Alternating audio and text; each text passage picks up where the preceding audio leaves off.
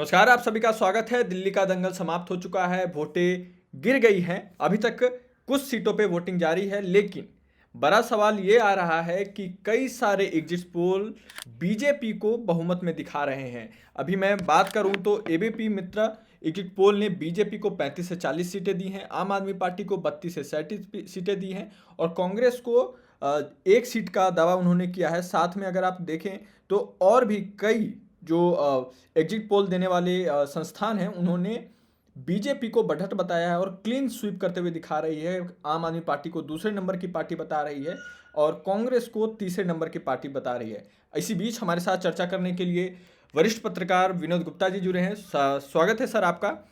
क्या लग रहा है आपको, दिल्ली में क्या हुआ है आज? देखिए, ये बात तो जरूर थी कि पहले से तय था कि फाइट है ना। बीजेपी पहली बार मोदी के चेहरे पर लड़ी, उन्होंने स्थानीय नेतृत्व को मतलब दरकिनार किया और मोदी जी का चेहरा आगे बढ़ाया। उनके एडवर्टीजमेंट में मोदी जी थे और पूरी ताकत सेंट्रल लीडरशिप ने लगाई।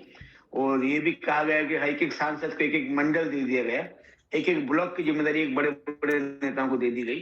तो बीजेपी ने निश्चित रूप से बहुत ताकत लगाई इस चुनाव में।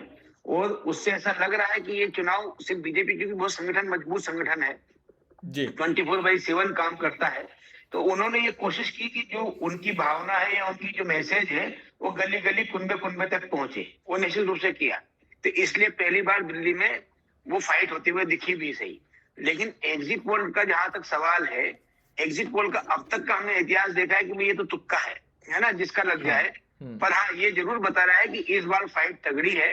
अब बीजेपी आगे रहती है, आम आदमी पार्टी आगे रहती है, वो मैं नहीं जानता, लेकिन मैं इतना जानता हूं कि अगर जो रिजल्ट आएगा वो पहले की तरह चाहे सिर्फ सर 2015 हो चाहे 2020 हो, उसकी तरफ एक तरफा नहीं रहेगा। जी, सिर्फ दो ऐसे एग्जिट पोल्स हैं, वी प्रेसाइड करके और माइंड ब्रिंक करके, जिन्होंने आम आदमी पार्टी को बहुमत में दिखाया। लेकिन अन्य जितने भी आप अगर देखें, एक्सिस माई इंडिया से लेकर के एबीपी एग्जिट पोल से लेकर के चाणक्य को लेकर के, सबने क्लीन स्वीप होते हुए भाजपा को दिखाया है। तो इसको आप कैसे देखते हैं? क्या लगता है कि क्या ये एग्जिट पोल सच में साबित हो पाएगा?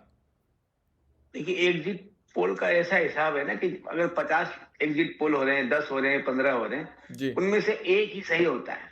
हम्म हालांकि रिसेंट में अगर हम देखें तो एग्जिट पोल का ट्रैक रिकॉर्ड बड़ा एक ही ही खराब रहा है। मतलब सही भी क्या होता है वो हाँ, तो एक एग्जिट पोल होता है जो नजदीक पहुंचता है, सच्चाई के नजदीक पहुंचता है, और उसी को लेकर नाचता रहता है, देखो मेरा सही है, मेरा सही है, मेरा सही है। वो उसके पहले के 15 जो गलत हो गए उसको कभी नहीं बोलता, या उसके बाद 15 गलत हो जाएंगे उसको भी नहीं बोलता।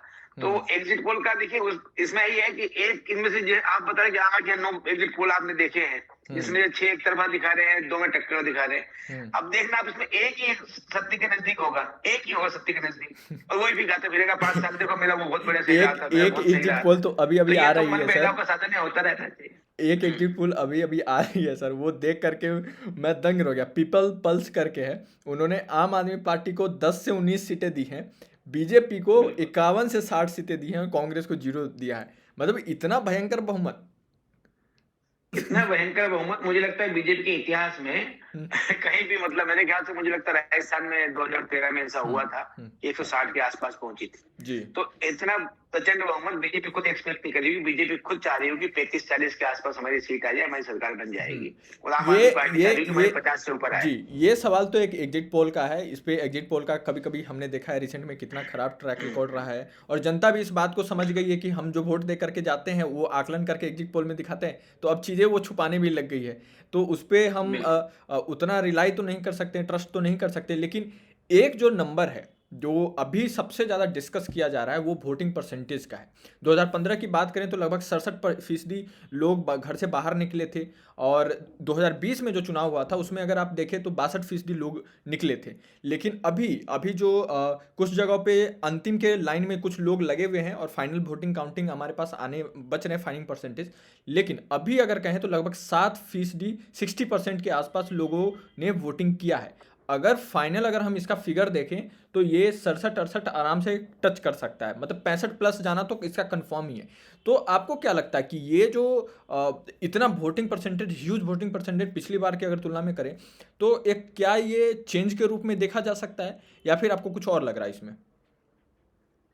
देखिए, वोटिंग परसेंट बढ़ना जो है ना, दो धारी तलवार है। सीधा सीधा मानिए कि वोटिंग परसेंट बढ़ना ये नहीं माना जा सकता कि ये जो है तो गवर्नमेंट है कि एंटी गवर्नमेंट है, नहीं कह सकते। मैं जैसे आपको शुरू में बताया है कि बहुत बहुत माइन्यूटली काम हुआ है, बीजेपी की तरफ से भी आम आदमी की तरफ से भी उन्होंने अपने सारे समर्थकों के वोट निकलवाए, गिरवाए, और ये हर पार्टी को करना चाहिए, इसमें कोई बुरी बात नहीं, उसमें कोई गलती भी नहीं। लेकिन एक जो मुझे जो लगता है कि ये जो 7% करीब, अगर मान लो आप 62 से लेकर, मतलब पिछली बार 62 था, इस बार अराउंड 70 पहुंचता है, 78, 69, जो भी 68, 69 जहां भी पहुंचे, इसका मतलब है कि 5 से 7%, 8% वोट बढ़ रहा है। अगर ये बढ़ रहा है तो ये देखना होगा कि ये सरकार के खिलाफ जा रहा है या ये महिलाओं का वोट है जो 2100 रुपए के चक्कर में, या जो सरकार ने वादे किए हैं, या प्रो गवर्नमेंट वोट है। अब ये कौन वोट डालने निकला है, ये थोड़ा सा विश्लेषण का, इतना जल्दबाजी इसमें करना उचित नहीं होगा कि भाई किसके लिए वोट गया है। ये वोट तो 8 तारीख को पता चले जाएगा। लेकिन मुझे ये लगता है कि दोनों तरफ से हो सकता है। ये प्रो गवर्नमेंट भी हो सकता है, ये एंटी गवर्नमेंट भी हो सकता है। ये हो सकता है कि केजरीवाल की जो स्कीम्स हैं उनके लिए महिलाएं, क्योंकि ऐसा देखा गया है कि जिस जिस राज्य में महिलाओं के लिए सरकार ने कोई स्कीम दी है, वहां पे महिलाओं का वोटिंग परसेंट पुरुषों से ज्यादा रहा है। हाँ। तो क्या वाकई, या क्या ये देखना होगा, डिटेल आएगी अभी, कि महिलाओं ने पिछली बार की तुलना में कम वोट डाले या ज्यादा वोट डाले। तो आप देखिएगा, अगर महिलाओं ने वोट ज्यादा डाले तो उसको गवर्नमेंट मानना चाहिए, जो उस केजरीवाल के फेवर में गया होगा। लेकिन अगर पुरुषों की वोट ज्यादा रहे या औसतन जिस तरह का पुराना पैटर्न है उसी पे वोट रहे, तो फिर ये माना जा सकता है कि वो सरकार के खिलाफ गया।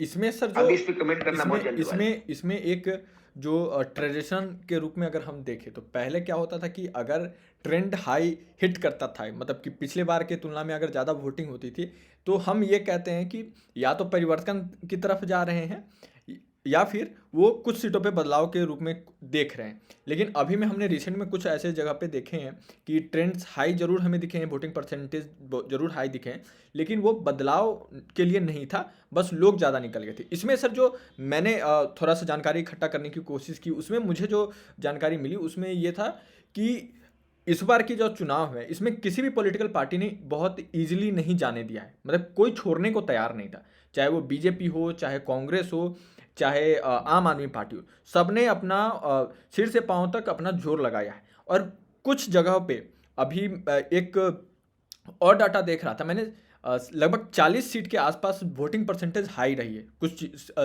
सीटों पे। उस पर जो टर्नआउट अगर देखा गया है तो मुस्लिम वोटरों का और मुस्लिम फीमेल वोटरों का ज़्यादा देखा गया है। उसमें लोग जो शुरुआती आकलन में कहना है कि अगर वो इतना हाई टर्नआउट देखती है, हालांकि मुस्लिम में तो आमतौर पे होता ही है कि वो खुल के जाते हैं, पूरे मिल के जाते हैं, लेकिन अगर टर्नआउट हुआ है तो क्या वो बीजेपी को चुनेगी, ऐसा कम संभावना लगता है। लेकिन क्या वो कांग्रेस की तरफ शिफ्ट हो जाएगी, ये बड़ा सवाल है। तो आपको लगता है कि क्या आम आदमी को पार्टी को छोड़ करके मुस्लिम और दलित वोटर शिफ्ट होंगे तो वो बीजेपी की तरफ जा सकते हैं या फिर कांग्रेस की तरफ जा सकते हैं? दलित वोटर के बारे में तो बहुत सारी बातें उतनी नहीं आई हैं, है ना, कि वो बहुत ज्यादा नाराज है आम आदमी पार्टी से। लेकिन हाँ, मुस्लिम पॉकेट से खबरें जरूर आई थी कि वो केजरीवाल के जो मुस्लिम इश्यूज है, जो मुस्लिमों से जुड़े मुद्दे हैं, उन पे केजरीवाल का जो स्टैंड रहा है, आम आदमी पार्टी का जो स्टैंड रहा है, उससे मुस्लिमों का एक वर्ग बड़ा नाराज था। इसलिए आप देखोगे कि जो चाहे सीलमपुर हो, मुस्तफाबाद हो, ओखला हो, या जो जंगपुरा हो, या चांदनी चौक, मटिया महल जैसी सीट हो, जो मुस्लिम सीटें हैं, उन सीटों पे इस बार मल्टी कार्नर मुकाबला हुआ। वहां कांग्रेस को इतनी मजबूती से लड़ी, बीजेपी ने अपने हिंदू कैंडिडेट दिया ही, है ना, आम आदमी पार्टी ने मुस्लिम कैंडिडेट दिया, एक धड़ा एमआईएम का आ गया। ये मजलिस ने बहुत तेजी से अपने ताहिर हुसैन हो, चाहे शिफा और रहमान जैसे लोग उतारे। तो मुस्लिम जो सीटें हैं वो इस बार फंसी हुई है। उसमें ये देखना होगा कि वो क्या वाकई जैसे अमानतुल्लाह परेशानी में नजर आ रहे हैं, क्योंकि वहां शिफा और रहमान बहुत मजबूती से चुनाव लड़ रहे हैं। तो उनको जो उनके बयान में आया भी सही, तो ये कहना कि मुस्लिम बहुल सीटों में महिलाएं ज्यादा निकली, तो महिलाएं कोई जरूरी नहीं कि केजरीवाल के लिए निकली, वो हो सकता है कि एमआईएम के लिए निकली हो, या हो सकता है कांग्रेस के लिए निकली हो। एमआईएम के लिए तो सिर्फ 2 सीटों पे ही जाएगी ना, एंड उस जी, और उस 2 सीटों का रुझान तो फिलहाल यही आ रहा है कि वो एएमएम की तरफ ही जा रहे हैं, ज्यादातर रुझान उधर ही दिखाया गया है कि उनके तरफ ही वहां के वोटर्स। नहीं, वो देखिए, नहीं, वोकल जो है ना, वोकल वोटर को आप ये मत समझो कि वो वहां का सैंपल है, नहीं। बड़ी हम्म। संख्या में वोटर जो होता है साइलेंट होता है, वो अपना बताता नहीं है। हाँ। वोकल आदमी तो आपको देखता है कि वो लगता है कि पूरा माहौल बना देता है, हम्म। लेकिन वो माहौल पूरे इलाके का नहीं होता है ना। हम्म। क्योंकि यूट्यूबर्स होते हैं या सोशल मीडिया पे उन्हीं की आती है जो वोकल वोटर होता है, वोकल वोटर सबका नहीं करता। जी। तो वो बात मुझे उचित नहीं लगती। हम्म। लेकिन हाँ, मैं ये जरूर कहता हूँ कि भाई जो महिलाओं ने अगर वोट डाला है, जी। तो ये आंकड़े अभी आने बाकी हैं कि महिलाएं वाकई ज्यादा निकली हैं क्या। हम्म। अगर ज्यादा निकली हैं हम्म। तो मैं उसको समझूंगा कि वो प्रो गवर्नमेंट नहीं है। लेकिन महिलाएं उस संख्या में नहीं निकली है, उनका रेशियो वही रहा है जो पिछली बार रहा था। हम्म। तो निश्चित रूप से केजरीवाल के लिए मतलब संकट की बात है। अच्छा, मतलब आपको लगता है कि उस संकट में निकली है तो वो शायद वोट शिफ्ट होगा तो फिर उनको तकलीफ होगी। अगर उस तादाद में निकली महिलाएं ज्यादा, तो हम्म। उसको मैं प्रो गवर्नमेंट मानूंगा कि वो गवर्नमेंट के लिए निकली। अच्छा सर, इसमें लेकिन अगर महिलाएं का रेशियो वही रहता है सेम, हम्म।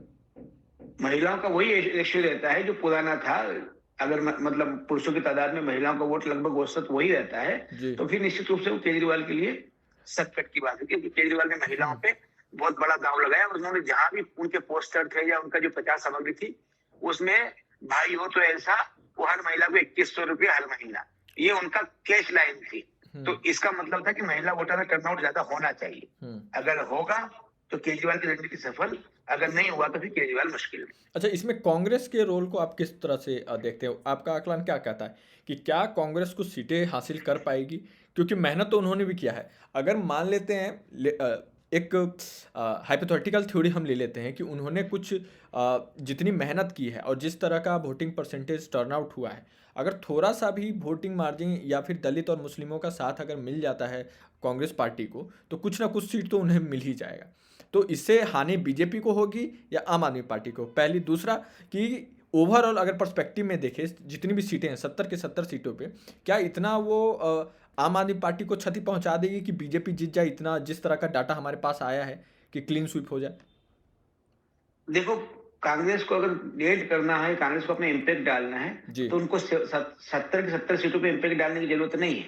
70 की 70 सीटों पे उनको मजबूत मुकाबला नहीं, क्योंकि समझिए उनकी प्रेजेंस तो है ही सही। हाँ। 4%, 5%, 6%, कुछ परसेंट वोट तो मिल ही जाता है। हम्म। कांग्रेस की कोशिश है कि 20-25 सीट उन्होंने की थी, जिसमें बड़े नेता उतारे थे, जहां पे उन्होंने जोर लगाया था, हम्म। उसमें से वो मैक्सिमम फाइट करे, पूरी ताकत से लड़ती हुई नजर आए। कांग्रेस का पहला जो प्राइम टारगेट है, वो टारगेट है कि अपना वोट परसेंट 4 से 14-15% बढ़ाना, मतलब करीब करीब 10% वोट बढ़ाना। ये बहुत बड़ा वो है। और दूसरा था कि दिल्ली विधानसभा में जो 2 बार का सूखा है, चाहे 15 का हो चाहे 20 का हो, 2015 में भी कुछ 0 सीट आई थी, 20 में भी 0 सीट आई। तो वो सूखा खत्म करके किसी तरह से विधानसभा में एंट्री करनी है। तो लेकिन ये आसान नहीं है कांग्रेस के लिए, क्योंकि जनता जानती है कि वही जो जीत रहा है, जो जीतता दिख रहा है, आपका फाइट करना जरूरी नहीं है। आपके पक्ष में समीकरण वैसे है क्या, आप फाइट करो, वो समझ में आता है कि आप नेता हैं, आप चुनाव लड़ रहे हैं, फाइट कर रहे हैं। लेकिन जनता ये भी देखती है, मतलब मुझे लगता है वोटर का एक बड़ा वर्ग ये देखता है कि क्या ये जीतने वाला कैंडिडेट है, इसके पास कोई समीकरण है, इसके पास कोई आधार है, इसके पास कार्यकर्ता है, इसके पास संसाधन है, या इसकी सरकार आ रही कि नहीं आ रही। तो आप देखोगे कि कांग्रेस ने जितना मेहनत की वो अपनी मेहनत की, लेकिन जनता में देखिए पूरी दिल्ली में कांग्रेस का बज नहीं क्रिएट हुआ है। कुछ पॉकेट्स में संदीप दीक्षित हो, देवेंद्र यादव हो, अनिल चौधरी, अनिल कुमार, उदाकिनी नायक हो या अलका लांबा ने कोशिश की है, लेकिन वो बज नीचे तक पहुंचा कि नहीं पहुंचा। कहीं सोशल मीडिया पे बुलबुला बन के तो नहीं फट जाएगा कि बहुत ताकत से लड़ रहे हैं, बहुत ताकत से लड़ रहे हैं, पता चला कि अंदर तक बात ही नहीं पहुंची। तो ये मतलब बड़ा कॉम्प्लेक्स होता है चुनाव का बारे में बोलना, कि कांग्रेस ने अगर लड़ गई तो किसको फायदा होगा, किसको नुकसान होगा। ये देखना पड़ेगा कांग्रेस कितनी सीटों पे गंभीरता से जनता ने उनको लिया। अगर जनता ने उनको ठीक सीटों पे गंभीरता से लिया तो निश्चित रूप से वो आम आदमी पार्टी को डेंट करेगी। कांग्रेस के कुछ नेता ये दावा कर रहे हैं, लेकिन उसका एक और पहलू ये भी है कि कई, जैसे दिल्ली में 2 तरह का वोटर है। एक वोटर है प्रो गवर्नमेंट, प्रो केजरीवाल, एक एंटी केजरीवाल। अगर एंटी केजरीवाल वोट कांग्रेस में और बीजेपी में बढ़ जाता है तो केजरीवाल को फायदा हो जाता है। ये देखिए, ये कई पंजाब चुनाव में, कई चुनाव में हुआ है, या गुजरात में हुआ है। जो एंटी बीजेपी वोट था वो आम आदमी पार्टी में और कांग्रेस में बढ़ जाता है, बढ़ गया था वहां पे। हरियाणा में भी हुआ है ना, तो उसका नुकसान विपक्षी पार्टी को होता है।